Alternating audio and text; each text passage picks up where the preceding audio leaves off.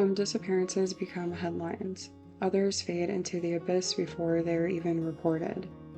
But along the dusty roads that dissect Indigenous lands, the missing do not simply vanish. They are erased by the systems that were never built to find them.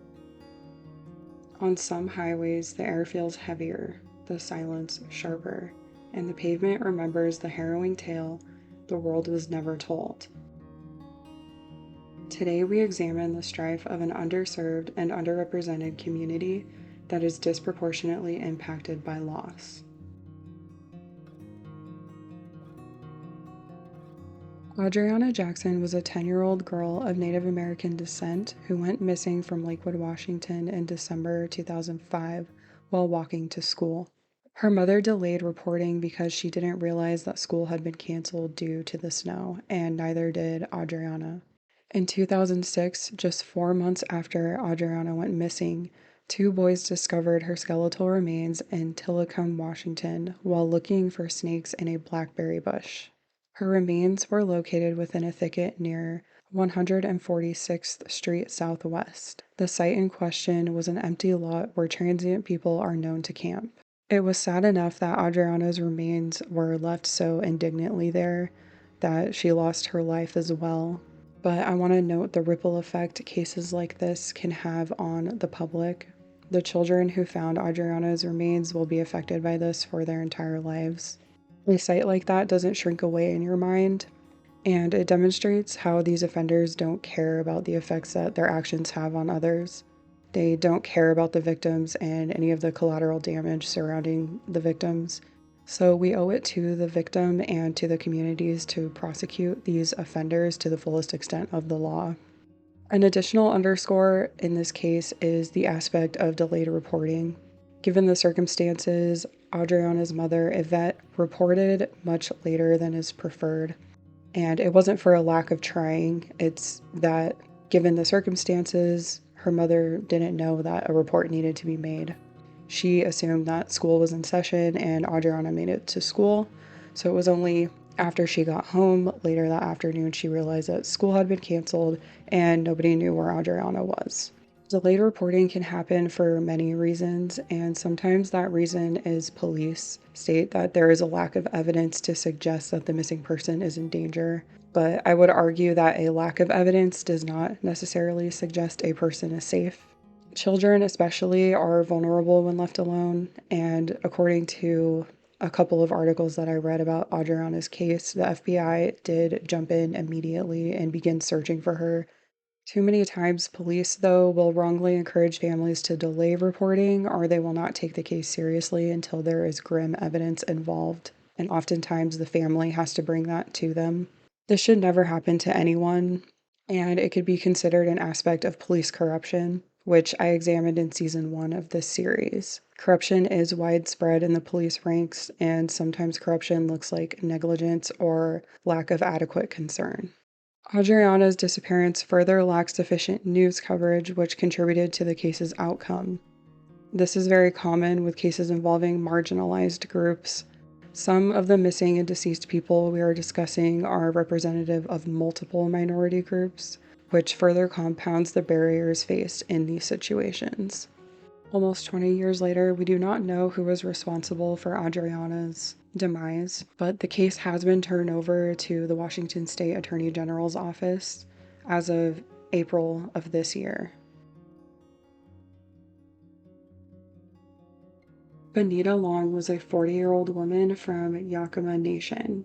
Some reports I found stated that Benita was 40 years old, and some reports stated that she was 42 years old, and I'm unsure which is true, but she was around 40 years old. Benita was last seen by her family on March 26, 2022, when she was dropped off at El Corral Motel in Toppenish, Washington. At the time that she was last seen, she was wearing a black hoodie and gray sweatpants with a black backpack. At some point, Benita's sister reported that she was in Yakima when she last heard from her. Law enforcement initially neglected to enter Benita Long into NamUs. Currently, the Yakima Nation Tribal Police are on her case, and they ask that anyone with information concerning Benita's whereabouts contact them at 509-865-2933. And they further ask that you reference the case number, which is 22-004079. That case number is also on screen for your reference.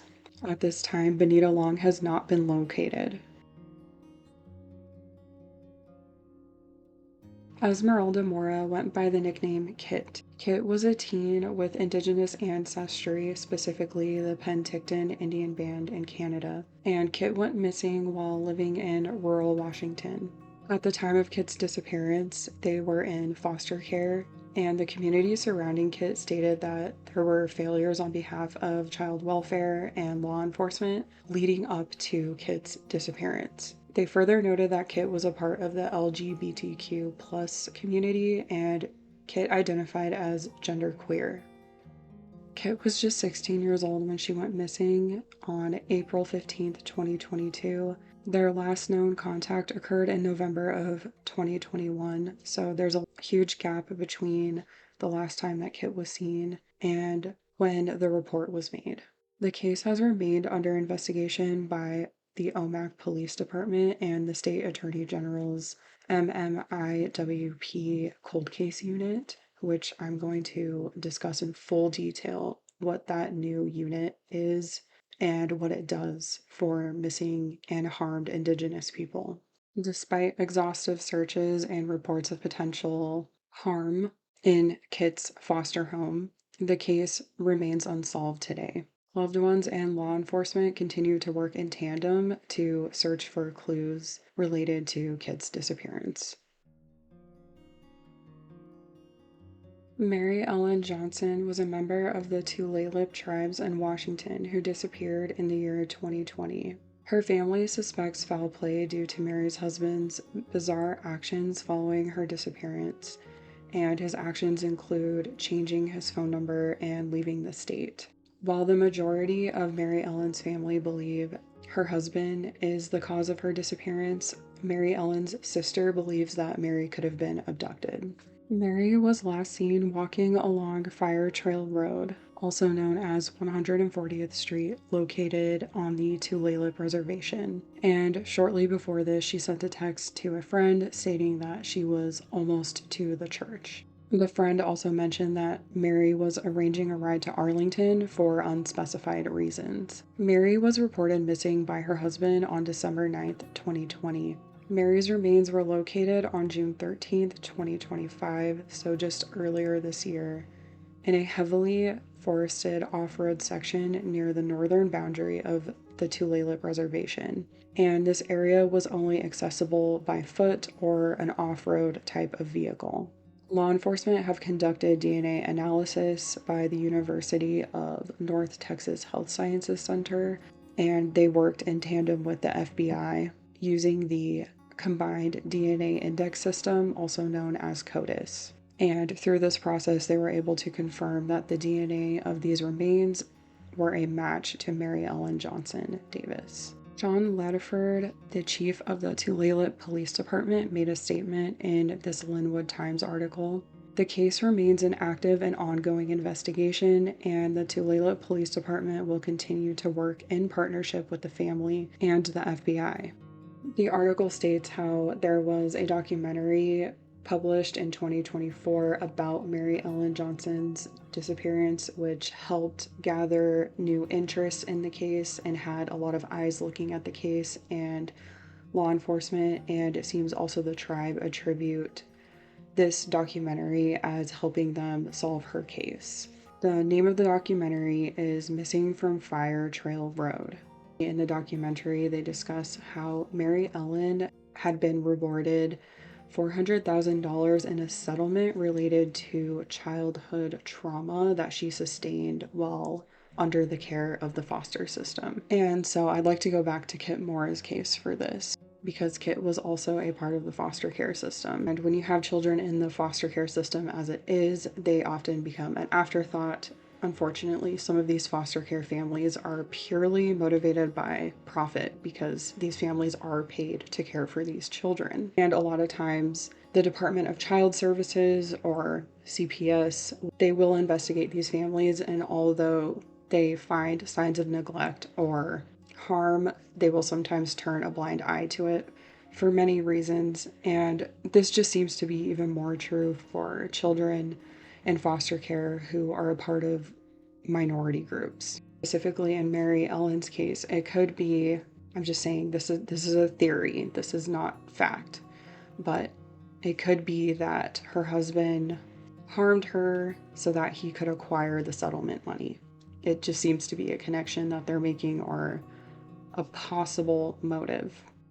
If you have information regarding Mary Ellen's case, please call the FBI at their tip line. The number is 1-800-CALL-FBI. That is 1-800-CALL-FBI. Or you can also call the Tulalip Police Department at 360-716-5918.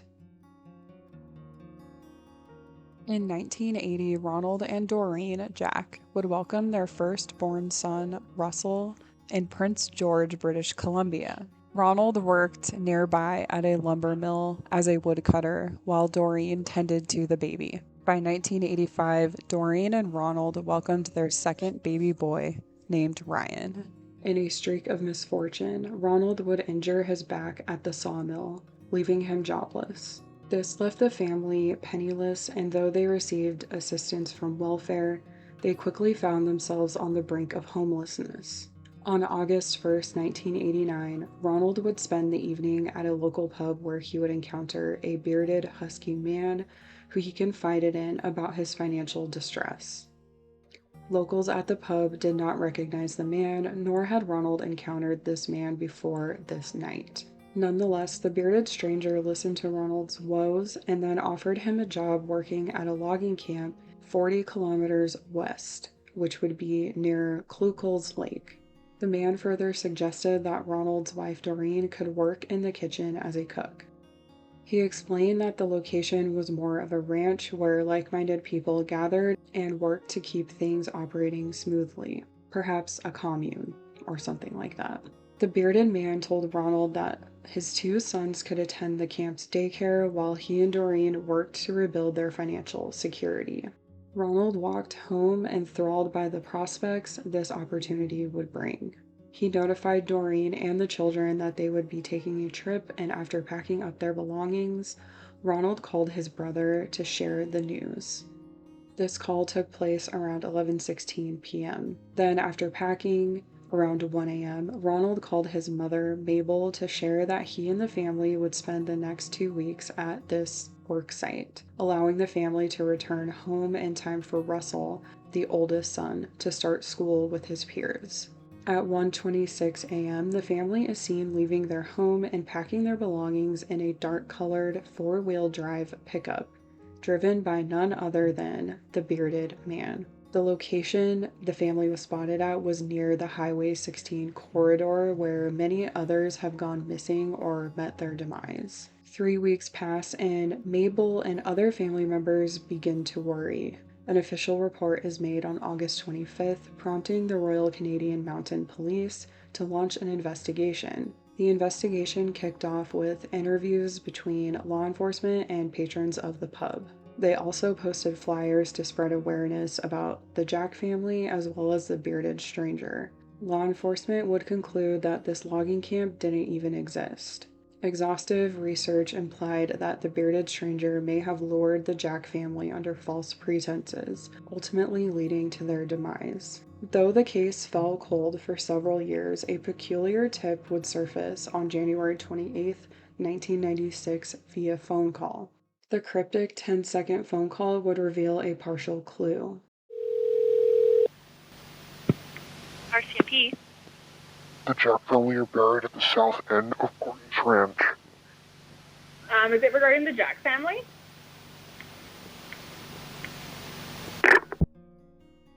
Despite audio expert analysis, the name of the ranch cannot be determined, so the tip is presumed to be useless.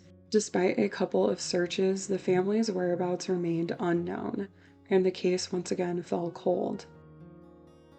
Doreen's sister, Marlene, continues to work with the RCMP, believing that the key may lie within the tip offered in the mysterious phone call.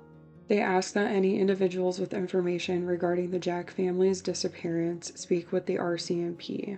The bearded stranger has been given an official nickname by law enforcement. They refer to him as the First Leader suspect. First Leader Pub is the location where Ronald went and met the stranger and where this all started. The description of the First Leader suspect is as follows. He was a white male, possibly of European descent, with a clear complexion, with reddish-brown, medium-length hair parted to one side. He had a 1-inch long beard and mustache. 2 eyewitnesses further agree that the man was of husky build, but not necessarily fat. They identified him as being approximately 6 feet to 6 feet 5 inches tall and weighing approximately 200 to 275 pounds. And they further agreed that the man appeared to be about 35 to 40 years old. The man was seen wearing leather work boots with fringed toe overlays, faded jeans, a red checkered work shirt, blue nylon outer jacket, and a hat.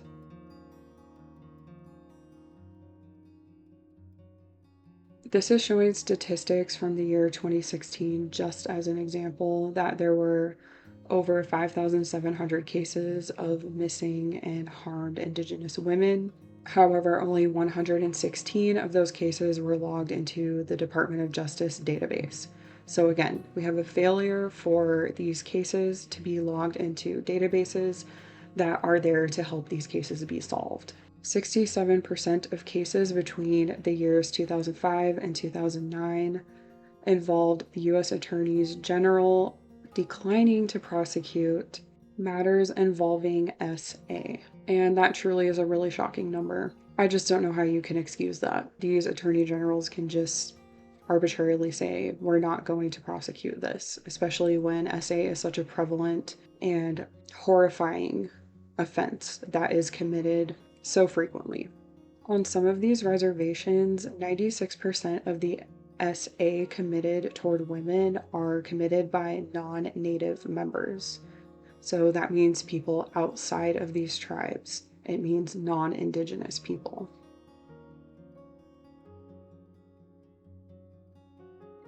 The crux of the problem comes down to one question. How do we avoid encroaching on these tribal nations' sovereignty while protecting them from disproportionate harm? And this question feels very existential to me at times. This is a complex and sensitive issue, but there are various state attorneys general making earnest efforts to give these communities support and justice. In 2023, a cold case unit was added to the Attorney General's office in Washington to investigate these occurrences affecting Indigenous people and to examine unresolved cases, including some of the cases that we've talked about today. In 2025, the MMIWP released a toolkit to guide families of missing Indigenous persons as they investigate reporting, promote advocacy, and rally community support. For this final portion, we're going to be reviewing the Washington State Office of Attorney General. This website includes all of the information about the Missing Indigenous Women and People Task Force. On screen is this task force's report for 2025. The artwork within this report and on the cover are created by Indigenous artists. And now we've scrolled down to the Missing Indigenous Persons Toolkit, and this is an online toolkit that is available to family members and tribal nations, and it will give them the information and help guide them toward the needed resources to help them. The website describes the task force's approach, stating the solutions to this crisis lie in experiences, recommendations, and suggestions from impacted Indigenous community and family members. Members of the task force and the AGO staff are committed to centering these voices at every step and grounding the work in Indigenous knowledge, values, and practices. In addition to regular public meetings, the task force utilizes a number of strategies, including family talking circles, public comment sessions, and subcommittee meetings to ensure that the public community members and the MMIWP families have a variety of outlets to tell stories, build community, provide expertise, and take an active part in the work. This certainly seems like a step in the right direction. I hope that this task force remains committed to its current approach and goals. And personally, I'm very interested to know how local tribes have felt utilizing these resources and working with the task force. So I'm considering interviewing at least one local tribe to get information firsthand regarding their experiences with the AGO's office and this task force. And hopefully, if I can make that happen, I will be able to film the interviews and then provide it in an update episode on this channel.